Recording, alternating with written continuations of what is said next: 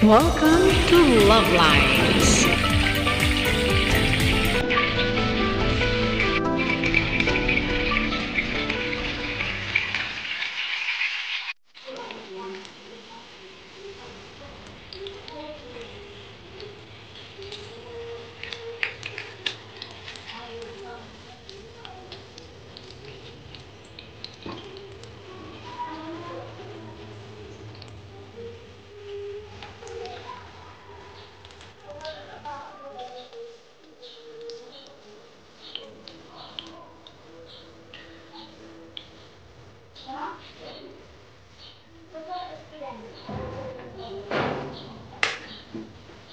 Breakfast. Tara, let's see.